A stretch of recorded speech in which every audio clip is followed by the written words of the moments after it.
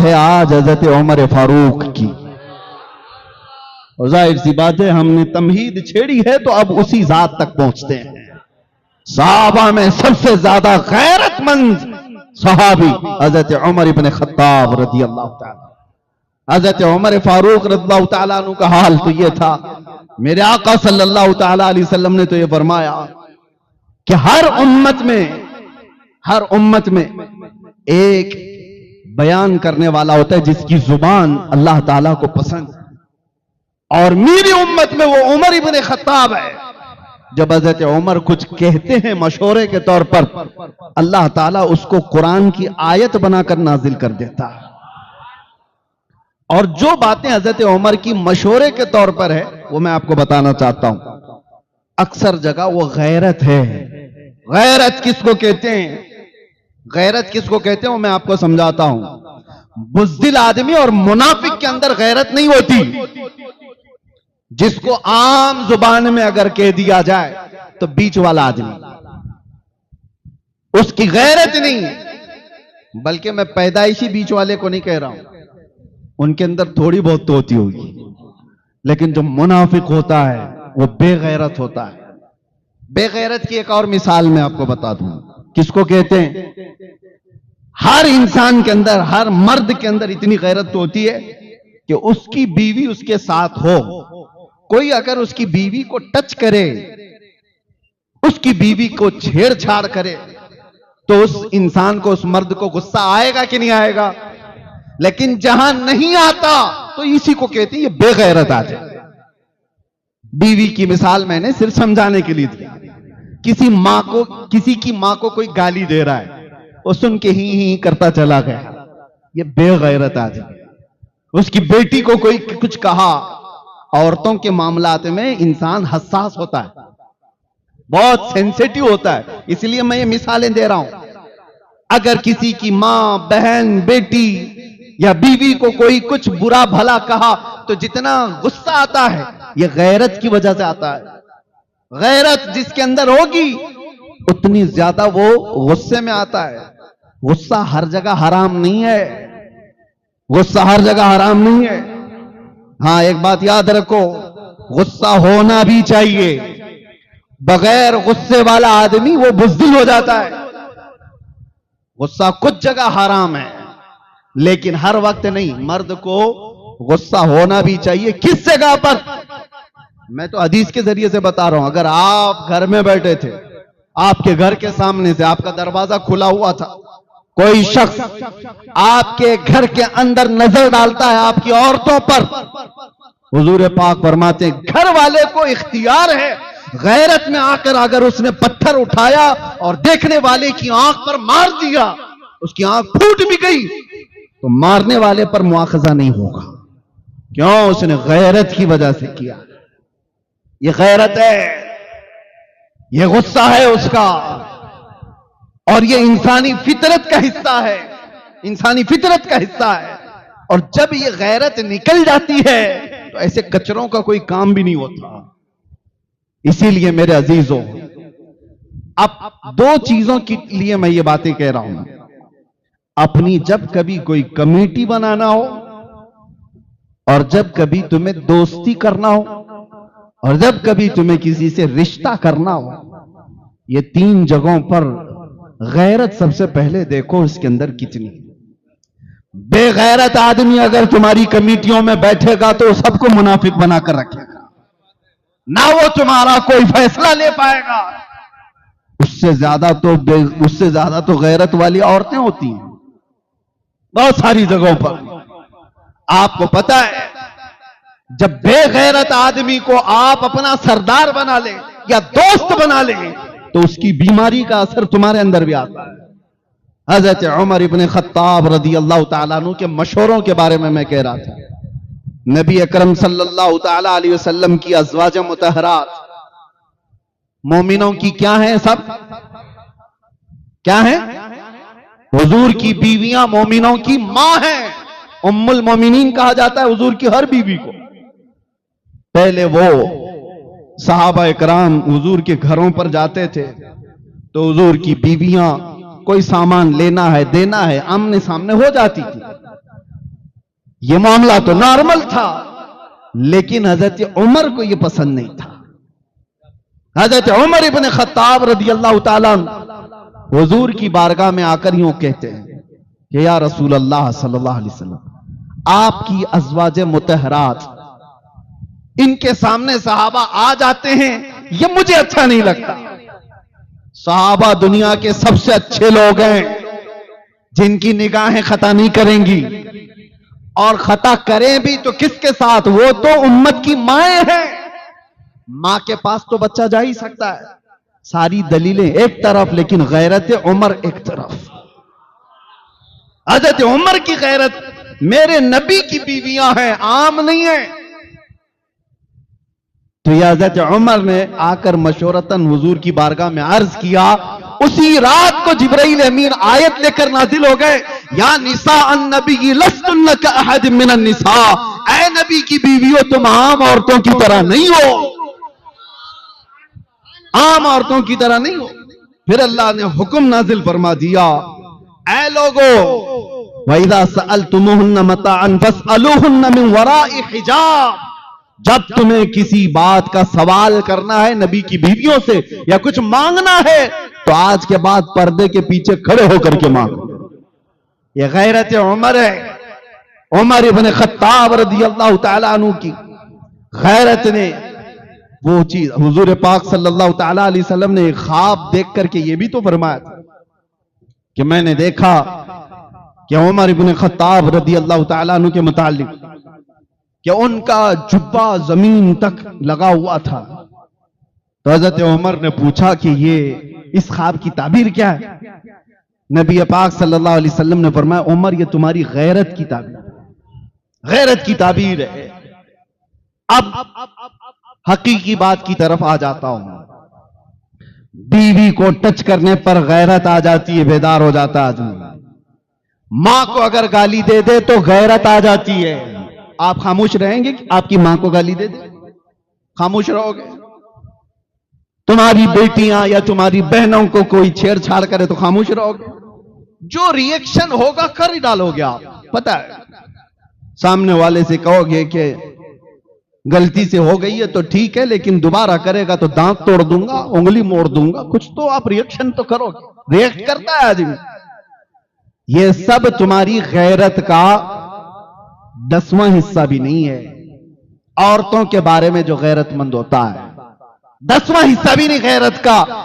इंसान की असली गैरत उस वक्त देखी जाती है जब उसके नबी की शान में कोई बात करे, और अगर वो खामोश रहा तो वो बेगैरत है, वो जलील है, उसके अंदर निफाक भरा हुआ है। नबी अकरम सल्लल्लाहु ताला अलैहि वसल्लम के मुतालिक गैरत अगर सबसे ज्यादा मैंने महसूस किया वो उमर इब्न खत्ताब की बारगाह। वो हल्की चीज भी नहीं बर्दाश्त करते थे, नहीं बर्दाश्त करते। आपने सुना होगा एक मुसलमान और यहूदी के झगड़े के बारे में, जमीन का झगड़ा था। हुजूर पाक सल्लल्लाहु अलैहि वसल्लम ने फैसला सुना दिया था, यहूदी के हक में जमीन थी, लेकिन वो मुसलमान जो नाम का था मानने से इनकार कर दिया और कहा नहीं ये फैसला सही नहीं हुआ है। कहा कहां फैसला कराएंगे? उमर इब्न खत्ताब के पास। उनके फैसले मशहूर थे, अदालत मशहूर थी। हजरत उमर के पास आने के बाद यहूदी ने पहले ही से कह दिया कि हमारा मैटर जमीन का पहले रसूलुल्लाह के पास गया था। वो यहूदी हुजूर को मानने वाला तो नहीं, यहूदी था। हजरत उमर चौंक गए, कहा कि फिर वहां से नहीं हुआ? कहा उन्होंने तो फैसला मेरे हक में सुनाया, लेकिन ये तुम्हारा मुसलमान भाई मानता नहीं है। कहा ये तुमसे कराएगा। फिर हजरत उमर ने तलवार उठाई और उसकी गर्दन मार दी। मेरे अजीजों, ये सुनने के लिए तो आसान है। उमर इब्न खत्ताब आम आदमी नहीं है, उनका अमल शरीयत बनने वाला है। उनका अमल क़यामत तक के लिए लोगों की तकलीद का सबब बनने वाला है। हर उठे बैठे कुछ काम कर नहीं सकते थे, लेकिन गर्दन तो मारी दी। अब मदीने में मशहूर हुआ, उमर इब्न खत्ताब ने एक मुसलमान को मारा था। तो वो मुसलमान दिखने में, नाम हुजूर के पास आना जाना, नमाजें पढ़ना। अब एक तरफ हज़रत उमर हैं और एक तरफ वो कत्ल किया हुआ, उसकी तरफ से लोग भी कह रहे हैं कि उमर ने बहुत बड़ा काम कर दिया, बहुत, कि ये जज्बे में आकर के किसी की गर्दन मार दिया। यहूदी और मुसलमान की जब बात हो तो एक मुसलमान का कैसे कत्ल? हजरत उमर को बुलाया गया हुजूर के पास और हुजूर पाक सल्लल्लाहु अलैहि वसल्लम ने पूछा, उमर तुमने एक मुसलमान की गर्दन मारी? अब जवाब सुनो। हजरत उमर ने कहा, या रसूल अल्लाह, मैं उसको मुसलमान मानता ही नहीं था, नहीं मैंने किसी मुसलमान की गर्दन नहीं मारी। तो हुजूर ने फरमाया, तुमको कैसे पता वो मुसलमान था कि नहीं था? अब ये बड़ी चीज है, किसी के बारे में कोई कह नहीं सकता। कैसे कहेगा? आपको मैं बताऊं, काफिर भी साबित नजर आता है, मुसलमान भी नजर आता है, मुनाफिक नहीं नजर आता। मुनाफिक दिल के अंदर छुपा हुआ है, बुग़्ज़ है, अदावत है, सब है, उसकी पेशानी पे लिखा हुआ तो नहीं है। अब आज के जमाने में किसी को मुनाफिक नहीं कह सकते, ये भी मसला सुन ले आप। किसी को मुनाफिक डायरेक्ट, हाँ अलामत निफाक है उसके अंदर, ये कह सकते हैं, निफाक की चीजें इसके अंदर है। मुनाफिक कहना ये गैब की बात है, और आज कौन इस तरह गैब की खबर देगा, दिल के अंदर छुपी हुई चीज। अब हजरत उमर ने जब ये कहा मैं उसको मुसलमान मानता ही नहीं, हुजूर ने फरमाया, कैसे कैसे नहीं मानते? दलील तो कुछ नहीं थी ना, वो मरे हुए की पेशानी पर लिखा हुआ था कि हादा मुनाफिक, कहीं कुछ लिखा हुआ नहीं था। हजरत उमर ने कहा, या रसूल अल्लाह, जब वो आपके फैसले को नहीं माना तो? ये तो हजरत उमर की बात चल रही है मेरे अजीजों, हुजूर भी जरह कर रहे हैं, ये आर्ग्यूमेंट हो रहा है।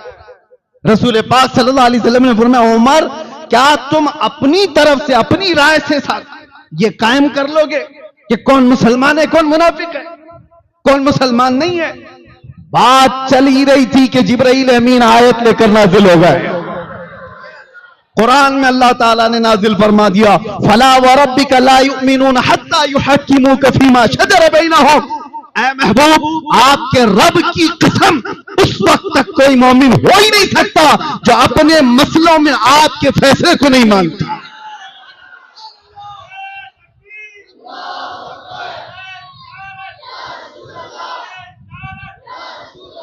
यह हजरत उमर की गैरत थी, कर दिया जो करना था, लेकिन दलील के लिए कुछ था नहीं कि मरा हुआ मुनाफिक है। लेकिन कोई दलील के लिए साथ में हो या ना हो, मेरा रब हजरत उमर की गवाही देते हुए कुरान में आयत नाजिल फरमा। कुरान में आयत आके आज भी तिलावत कर रहे हैं, और फिर ये मसला बन गया शरीयत तक के लिए, शरीयत कयामत तक के लिए ये दलील बन गई। अज़ीज़ान गिरामी वक़ार, ये कौन सी बात है जो हजरत उमर को इतना बड़ा काम करने पर आमादा कर गई? वो हजरत उमर की जलाल, रौब, तमकनत, उनके दबदबे को ही लोग सुने होंगे, लेकिन जितने वो नरम दिल थे, आपको अंदाजा है? बहुत नरम दिल थे, बहुत नरम दिल, इतने कि जब रात को वो मुसल्ले पर रोते थे, उनके आंखों के नीचे पूरे काले हल्के पड़ गए थे। दिल की नरमी इतनी थी। लेकिन दिल की नरमी होने का मतलब यह नहीं है कि हुब्बे मुस्तफा पर भी आदमी नरम हो जाए। आज कुछ लोगों ने यह बात लोगों में मशहूर कर रखी है। सूफी का मतलब होता है नरम रब्बल वाला बॉल, गेंद। उस सूफी का मतलब होता है कुछ नहीं करता हो, अल्लाह अल्लाह करता रहता है, अल्लाह अल्लाह करता रहता है। मेरे अजीजों, वो सूफी कौन सा है जो सिर्फ और सिर्फ सर झुकाए बैठा रहे? दुनिया का सबसे बड़ा सूफी तो करबला के मैदान में था। इमाम हुसैन से बड़ा सूफी कौन है? उनका नाम लेकर के रोटियां तोड़ने वाले, उनके नाम पर अपनी दुकानें चलाने वाले सूफी कहते हैं। और तुम्हें डर आती है, डर लगता है इमाम हुसैन की तरह बात करने के लिए। इनके किरदार हैं यजीदियों के, बात करते हैं हुसैन की। मैं ऐसे सूफियों को नहीं मानता। सूफी वही होगा जो हुब्बे मुस्तफा पर जलाल आए और ईमान वालों के साथ वो दिल के अंदर नरमी रखे। हाँ, सूफी वही है। नरम दिल तो होना ही चाहिए। लोगों ने एक अलग कॉन्सेप्ट बना करके रखा है। सूफी तसव्वुफ का मतलब है दुनिया छोड़ करके रहना, किसी को कुछ नहीं कहना, किसी को कुछ नहीं कहना। ये तो ऐसी ही है। एक सूफी साहब के बारे में सुना, खेत में बैठे रहते थे, भुट्टे की खेत थी उनकी, मकई की, और एक गधा आता था, खेत चरने लग जाता था, और ये तस्बीह हिलाते बैठे हुए हैं, तस्बीह भी पढ़ रहे हैं, और यहीं से अल्लाह बचा ले मेरे खेत को, अल्लाह बचा ले मेरे खेत को, अल्लाह बचा ले मेरे खेत को। वो गधा है, चर के चला जाता था। कुछ मोहल्ले के जवान थे, ओल्ड डुबली वाले, वो सूफी साहब को रोज देख रहे थे। कहा ये पीर साहब रोज तस्बीह घुमा रहे हैं और ये गधा चर के चला जाता है। एक दिन देखा, 2 दिन देखा, 4 दिन, इनकी तस्बीह नहीं खत्म होती और गधा खाना नहीं छोड़ता। आधा खेत खत्म हो गया था। 5 दिन के बाद ये नौजवान लोग एक बड़ा डंडा लेकर के आए, और उसके बाद आए, जैसी गधा खेत में आया, गधे को इधर से मारा, उधर से मारा, इधर से मारा, उधर से मारा। गधा चीखते चीखते जख्मी होकर भाग गया, खेत महफूज हो गया, बच गया। सूफी साहब के पास आए जवान लोग, कहा कि हजरत हर काम तस्बीह से नहीं होता, कुछ कामों के लिए डंडे भी चाहिए।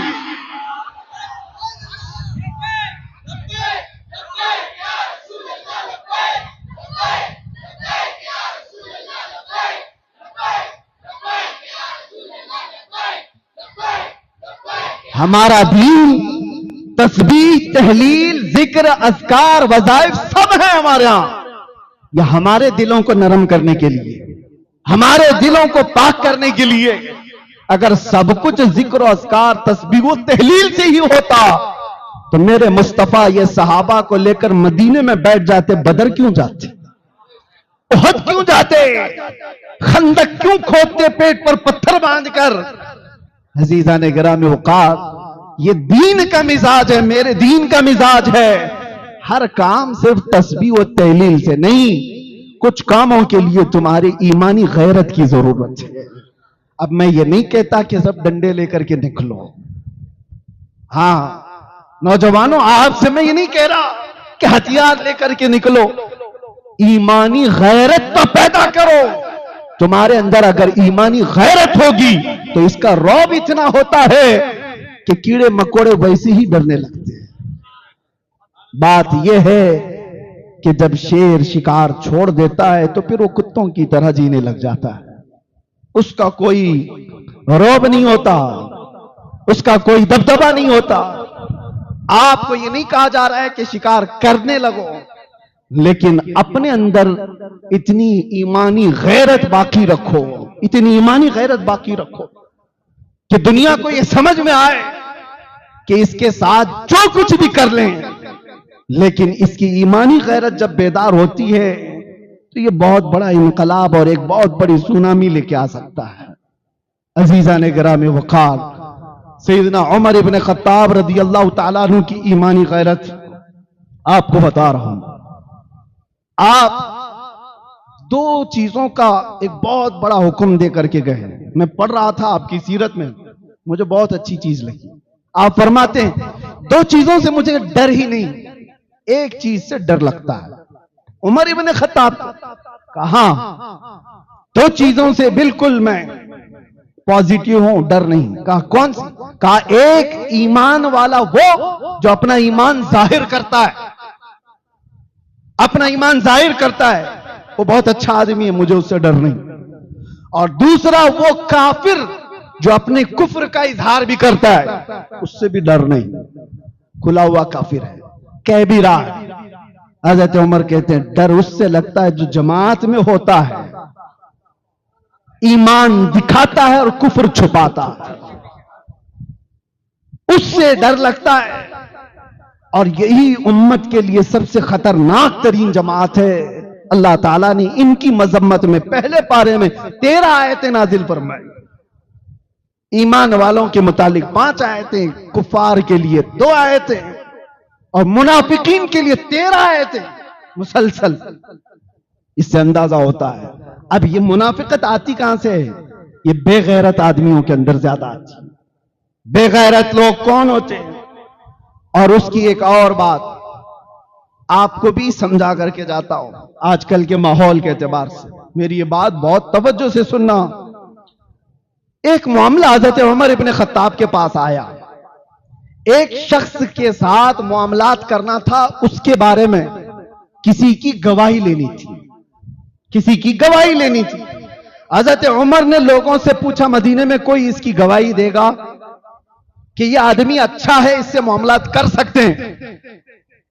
तो एक सहाबी खड़े हो गए, कहा कि अमीर अल मोमिनीन, मैं इसकी गवाही देता हूं। अब सुनो, कौन किसकी गवाही दे सकता है? हज़रत उमर ने सबसे पहले उनसे पूछा, तुम इसके अच्छे और सच्चे होने की गवाही दे रहे हो? सबसे पहले यह बताओ, क्या तुम इसके पड़ोसी हो? पड़ोसी जानता है। उन्होंने कहा, नहीं, मैं पड़ोसी तो नहीं हूं।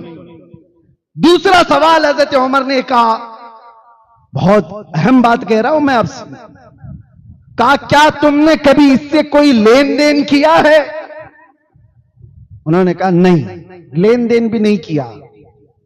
किसी के बारे में तवज्जो चाहता हूं, लेन देन किया हुआ होगा तो पता चल जाएगा कि कैसा है। तीसरा सवाल हज़रत उमर ने किया, क्या तुमने कभी इसके साथ सफर किया है? उन्होंने कहा, नहीं, मैं सफर भी नहीं किया। तो हज़रत उमर मुस्कुराने लगे, कहा, अच्छा, तुमने इसको मस्जिद में देखा होगा, नमाज रोजा वगैरह में? उन्होंने कहा, हां, मैंने इसको 5 वक्त देखा। हज़रत उमर ने कहा, चुप हो जा, तू इसकी गवाही देने के काबिल ही नहीं। इसकी नमाज, इसके रोजे, इसकी ज़कात देखा तो हूं। हज़रत उमर ने कहा, तू इसकी गवाही देने के काबिल नहीं है। जिसको सिर्फ मस्जिदों में देखे हो उसकी अच्छाई की गवाही नहीं। हज़रत उमर कहते हैं, जो अपने पड़ोसियों के साथ या लेन देन में मामलात में पक्का या सफर में उसकी सारी असलियत अच्छी हो, उसके मुतालिक तुम बगैर किसी खौफ की गवाही दे सकते हो। यह हज़रत उमर ने कहा, यह बहुत बड़ा पैगाम है आज के लिए। तो सिर्फ दिखने वाली चीजों के मुतालिक आप अपने दिमाग में यह मत बिठा लेना कि बहुत अच्छा है। नमाजें, रोजे, ज़कात, हज, यह हमारे दीन का 25% हिस्सा है और मामलात ये 75% है। और जो मामलात में कच्चा है वो दीनदार नहीं कहला सकता। नमाजी हो सकता है, ज़कात वाला हो सकता है, हाजी हो सकता है, दीनदार वही होगा जो मामलात में अच्छा होगा। उसकी बीवी के साथ उसके ताल्लुकात कैसे, उसके पड़ोसी के साथ उसके कैसे ताल्लुकात है, और फिर वो लेन देन में कैसा है, वादे का पक्का है कि नहीं। यहां तो 90% डूबे हुए हो, जो कहा उस पर कायम नहीं। पैसे लेने के वक्त चेहरा अलग है, वापस देने के वक्त उनके हाव भाव बदले हुए। मामलात, यहां आदमी के निफाक के बारे में कहा गया है, ईमान वाले की अलामत नहीं है। मैं तो एक हाजी साहब को देखा था, अल्लाह उनको गरीक़ रहमत फरमाए। उनकी वो लकड़ी की मिल थी, सॉमिल जिसको कहते हैं, जिसमें लकड़ियां काटी जाती हैं। बुढ़ापा आया तो उनके बच्चे भी थे, बहुत पैसे वाले, अच्छे, जिनको कहा जाए कि अपने जमाने के अमीर तरीन आदमी। उठा करके औने पौने जो कीमत आई वो सॉमिल बेच दिया। लोग सब हैरत में थे कि ये चीज मिलती नहीं है जल्दी किसी को, लाइसेंस नहीं मिलता और आपने उठाकर बेच दिया। उन्होंने मेरे सामने कहा कि मुफ्ती साहब, मुझे डर सिर्फ इस बात का है कि मेरे मरने के बाद मेरी औलाद गैर कानूनी लकड़ियां कहीं काटना ना शुरू कर दी, इसलिए मैंने बेच दिया। यह है ईमानी गैरत, यह है ईमानी गैरत। मामलात में आदमी ऐसा हो जो औलाद के सिलसिले में भी इस तरह का रवैया रखता हो, वो ईमान है मेरे अजीज। सैयदना उमर इब्न खत्ताब रज़ियल्लाहु ताला अन्हु के मामलात के सिलसिले में जो बातें हैं, वो भी थोड़ा मैं अर्ज कर रहा हूं। गैरत के मुतालिक मैंने जो बात की, इतनी गैरत तो होनी चाहिए। हज़रत उमर ही वो आदमी है तन्हा जो जल्दी दबना नहीं चाहते, झुकना नहीं चाहते कभी भी। सुलह हुदैबिया हो रही थी, ऑब्जेक्शन किसी का नहीं था। तकरीबन 1400 सहाबा थे, वो आमन्ना सद्दकना कहने वाले सब थे। हुजूर ने जो फरमाया वो आखिरी बात है। लेकिन 1400 सहाबा में उमर इब्न खत्ताब भी थे। हुजूर पाक सल्लल्लाहु अलैहि वसल्लम डील कर रहे हैं, एग्रीमेंट कर रहे हैं मक्का के काफिरों के साथ, क्योंकि हालात ऐसे थे। मक्का वालों ने रसूलुल्लाह को और सहाबा को मक्का से 35 किलोमीटर दूर रोक दिया था कि आप उम्रा नहीं कर सकते, एहराम उतार करके वापस चले जाओ मदीने, अपने जानवरों को यहीं ज़बह कर दो और अगले साल आना बगैर हथियार के। एग्रीमेंट में क्या क्या लिखाया जा रहा है कि तुम्हारे और हमारे दरमियान इन इन शर्तों पर एक सुलह होगी तो हम आपको जाने देंगे, वरना जंग होगी। हुजूर ने फरमाया जंग नहीं करना है, सुलह करना। अब यहां पर एक ही शख्स है हज़रत उमर, वो कहते हैं जंग क्यों नहीं कर सकते, इन कुत्तों से दबेंगे क्यों, डरेंगे क्यों? या रसूल अल्लाह, बदर में तो हम थे, उहद में भी थे, हम खंदक में भी थे, ये सब जंगे हम देखे हैं और इनको भी हम अच्छी तरह से देखे हुए हैं। निमटा देंगे, जो होगा देखा जाएगा। हजरत उमर की गैरत थी, वो कह रहे थे कि इनसे दब करके क्यों रसूलुल्लाह सुलह करेंगे, मगर वो मेरे नबी की नजर थी, वो अल्लाह की तरफ से वही की हुई नजर थी। आप फरमा रहे थे उमर, मैं जो देख रहा हूं वो तुम नहीं देख सकते। दिल को उस वक्त तक इत्मीनान नहीं आ रहा था। सहाबा को जा जा करके उमर इब्न खत्ताब क्या कह रहे थे, चलो सबके सब मिल के हुजूर से कहते हैं हम सब लड़ने के लिए तैयार, मरने के लिए तैयार है, बगैर उम्रा किए हुए क्यों हम बाल कटा लें यहां पर, क्यों अपने एहराम उतारें। सारे सहाबा कोई आने को तैयार नहीं। क्या हुजूर ने फरमा दिया, अब उसके बाद क्या कहेंगे? चंद लोग कह रहे थे चलो उमर एक काम करते हैं, अबू बकर सिद्दीक को मना लेते हैं और अबू बकर सिद्दीक को अपनी तरफ करके रसूलुल्लाह के पास लेके चलेंगे और रसूलुल्लाह अबू बकर सिद्दीक के मशवरे को रद्द नहीं करेंगे। तो ये सोच करके हजरत उमर गए अबू बकर सिद्दीक के पास और सुनाने लग गए कि अबू बकर, आप देख नहीं रहे ऐसी ऐसी सुलह हो रही है कि मदीने से कोई आएगा मक्का भाग करके तो ये वापस नहीं करेंगे, और मक्का से कोई हमारे पास आया तो हमें वापस करना पड़ेगा।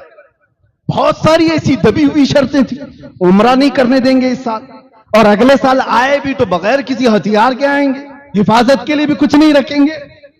ये सब क्या बातें हैं? अबू बकर, चलो हम चल करके कहते हैं हुजूर की बारगाह में कि हम लड़ने के लिए तैयार हैं, जंग करेंगे, उसके बाद उम्रा भी करेंगे। हजरत उमर को जो जो बोलना था बोल गए। ये गैरत की बात थी, ये गैरत है। और जहां सदाकत कमाल पर होगी वो सिद्दीक अकबर की थी। गैरत अलग मामलात कराती है, ये क्या है, क्विक मामलात, अभी देखा अभी मार दूंगा। और एक है तवक्कुल और सदाकत की जात। सिद्दीक अकबर ने उमर इब्न खत्ताब के कंधों को पकड़ा और झिझोड़ करके हिला दिया और क्या सख्त जुमले कहे थे जानते हो? उस दिन बड़े सख्त जुमले कहा था, इल्ज़म गर्ज़ या उमर, कहा ऐ उमर जुबान संभाल करके बात कर, वो रसूलुल्लाह का फैसला है, वो रसूलुल्लाह का फैसला है। वो तो कह रहे एहराम उतार कर वापस मदीने चले जाओ, कसम रब्बे जुल जलाल की हमारा ईमान ये है, मुस्तफा कहते गर्दन उतार कर मदीने जाओ तो भी उतार कर जाएगा।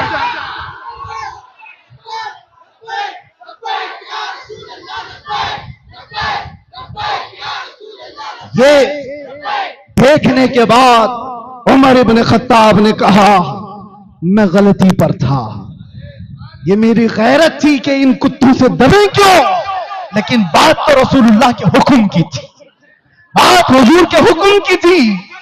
उसके बाद पलट आए और जिंदगी पर कहते थे ईमान कहीं पर मैंने देखा है तो अबू बकर की जिंदगी में देखा। मेरे अजीजों, गैरत ये अपना मामला कराती है, लेकिन सदाकत जो है वह हुब्बे मुस्तफा के साथ वो सिद्दीक अकबर में कूट कूट और भरी हुई थी। यही बात है कि हजरत उमर इब्न खत्ताब रज़ियल्लाहु ताला अन्हु ने जीना ऐसे सिखाया है। और गैरत की जहां जहां मिसालें मिलेंगी, मैं फख्र से सीना चौड़ा होता है। जवानों, अगर पढ़ना है तो उमर इब्न खत्ताब को पढ़ो, बीमारियां खत्म हो जाएंगी बुज़दिली की। जो डर सहम के साथ जीते हो, उमर इब्न खत्ताब को पढ़ो।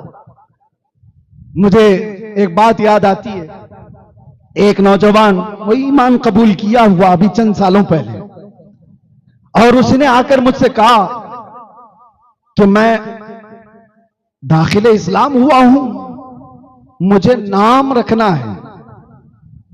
तो मैंने कहा आपको क्या नाम पसंद है? उस नए मुसलमान ने कहा मैं उमर नाम रखना चाहता हूं। कहा वजह क्या है इसकी? बहुत सारे नाम है।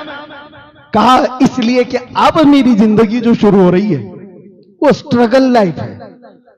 पीछे सारे लोग दुश्मनी करेंगे, मार भी सकते हैं, कुछ भी कर सकते हैं, और इन हालात में मैं ये नाम इसलिए रखना चाहता हूं ताकि ये नाम इतना असर करे कि मैं उनके मुकाबले में बुज़दिल ना बनूं, दबा हुआ ना रहूं। ये नए लोगों के दिल में ये बात है मेरे अजीज। उमर इब्न खत्ताब को पढ़ो। उहद के मैदान में हुआ क्या था पता है आपको?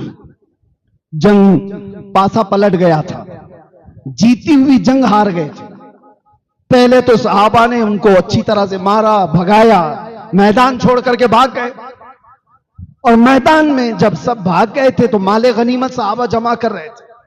हुजूर ने फरमाया था एक जबल रुमात छोटी सी पहाड़ी पर 50 तीरंदाज सहाबा को खड़ा किया था। हुजूर ने फरमाया था जब तक मैं नहीं कहूं उतरना नहीं। जंग खत्म हो गई तो वो 50 तीरंदाज सहाबा आपस में कहने लगे, हुजूर ने जंग खत्म होने तक के लिए कहा था चलो उतरते हैं, हम भी माले गनीमत जमा करते। लेकिन कुछ सहाबा ने कहा नहीं अभी रुको, हुजूर का फरमान आया नहीं। इन्हीं बातों में 40 सहाबा उतर गए। वो लोकेशन जो था बहुत हॉट लोकेशन था जंग के लिए। और जैसे ही वो पहाड़ी खाली हुई, उस वक्त खालिद बिन वलीद काफिरों की तरफ से थे। 200 घुड़सवारों को पीछे से ला करके उन्होंने हमला किया और भागे हुए भी वापस आ गए। मुसलमान बीच में पिस गए और ऐसा कि ये जीती हुई जंग शिकस्त में बदली 70 सहाबा की शहादत। वो बड़ी दर्दनाक जंग है जिसमें अमीर हमजा का सीना चीर करके कलेजा चबाया गया था, जिसमें हजरत साद इब्न रबी को पेट को फाड़ दिया गया था, जिसमें अनस बिन नुजैर को सिवाय उंगली के कुछ नहीं मिला, उनका पूरे जिस्म को रौंद दिया गया था। यही वो जंग है जिसमें अब्दुल्ला बिन जहश के जिस्म के 80 टुकड़े करके हार में पिरो करके पहना था, रस्सी में डाल करके। जंग बड़ी सख्त थी। यही वो जंग है जिसमें हुजूर पाक सल्लल्लाहु अलैहि वसल्लम के 2 दांत मुबारक भी शहीद हुए। ऐसे हालात थे। अब सुनिए जो बात मैं कहने जा रहा हूं। बात तो ये थी, इसी बात ने हमारे हौसलों को जवान कर रखा है। उहद के मैदान में नुकसान तो बहुत था। हुजूर पाक सल्लल्लाहु अलैहि वसल्लम को सहाबा लेकर के उहद पहाड़ के अंदर एक छोटा सा गार नुमा हिस्सा था, वहां पर पहुंच गए। अब जब वो आराम करने लगे तो इधर अफवाह मशहूर हो गई कि रसूलुल्लाह का कत्ल हो गया। मुआज़ल्लाह, काफिरों में यह अफवाह फैला दी गई कि मोहम्मद सल्लल्लाहु अलैहि वसल्लम, अबू बकर और उमर का इंतकाल हो गया, उनका कत्ल हो चुका। कुफ्फार और मुशरिकीन जोश में भरे हुए थे। और उस वक्त जब ये लोग नारा लगाने लगे कि मोहम्मद का कत्ल हो गया, अबू बकर का कत्ल हो गया, उमर का कत्ल हो गया, जब यह अफवाह फैली हुई थी, उस वक्त रसूलुल्लाह सल्लल्लाहु अलैहि वसल्लम जख्मी हालत में थे और उहद के उस कोह में, खो में जो छोटा सा एक गारनुमा था, बैठे हुए थे, सुन रहे थे। उस वक्त उनकी बातों को सुन करके, सूफियों सुनो, सूफी कौन होता है? ये नहीं कहा कि कह लेने दो, छोड़ो, देखा जाएगा बाद में। हुजूर ने उनकी बातें सुनी उसी वक्त कहा उमर कहां है? हजरत उमर फौरन पीछे से आए, कहा या रसूल अल्लाह लब्बैक हाजिर हूं। हुजूर ने फरमाया उमर जवाब तो उनका, वो मैदान में जो बकरे हैं उसका जवाब दो। जवाब देना भी सुन्नत मुस्तफा है, इसलिए हम जवाब देते हैं। हजरत उमर ने जवाब भी क्या दिया वो सुनो। जब वो कह रहे थे मोहम्मद का, अबू बकर का, उमर का कत्ल हो चुका, मुआज़ल्लाहि रब्बिल आलमीन, तब हजरत उमर ने पुकार कर कहा अबू सुफियान फला बिन फला, जिनके नाम लेने थे, कहा सुनो मोहम्मद सल्लल्लाहु अलैहि वसल्लम भी जिंदा हैं, अबू बकर भी जिंदा हैं, उमर भी जिंदा हैं, और तुम्हारी आंखों में गड़ते रहेंगे, तुम्हारे दिलों पर चुभते रहेंगे। वो शौक में रह गए कि ये लोग जिंदा हैं। तो उसके बाद फिर नारा लगने लगा उधर से, का हुबुल, उनके एक बुत का नाम था, उनके खुदा का नाम था हुबुल। उसको नारा लगाते हुए कहने लगे जय हो, जिंदा हो, जिंदाबाद के नारे, कि हमारे खुदा की जिंदाबाद या जय हो, उसकी वजह से हम जीते हैं। तो हजरत उमर रज़ी अल्लाह ताला अन्हु ने जवाब में कहा अल्लाहु अकबर, अल्लाहु अकबर, अल्लाह सबसे बड़ा है, अल्लाह सबसे बड़ा है। फिर उधर से सवाल, एक और नारा लगा, नारे का जवाब भी देना जरूरी है। हाँ, ये जालिम काफिरों ने जब कहा लना उस्सा वला उस्सा लकुम, उस्सा भी उनके एक खुदा का नाम था, उन्होंने कहा सुनो उमर, हमारे पास तो उस्सा है जिसने हमें यहां इज्जत दी, तुम्हारे पास उस्सा नहीं है। हज़रत उमर ने क्या कहा? जवाब में कहा अल्लाहु मौलाना वला मौला लकुम, अल्लाह हमारा मौला है, तुम्हारे पास कुछ नहीं। ये जवाब सुनो, ये गैरत है, जख्मी है, 70 शहीद हो चुके। अब उधर से सवाल, एक और नारा लगा, तवज्जो, एक और नारा लगा। अबू सुफियान ने कहा उमर हिसाब बराबर हो गया, बदर में हमारे 70 तुमने मारे थे, उहद में 70 तुम्हारे हमने मारे, हिसाब बराबर। हजरत उमर ने चीख करके कहा अबू सुफियान कान खोल कर सुन ले, कोई हिसाब बराबर नहीं, वजह यह है तुम्हारे 70 जहन्नम में, हमारे 70 जन्नत में।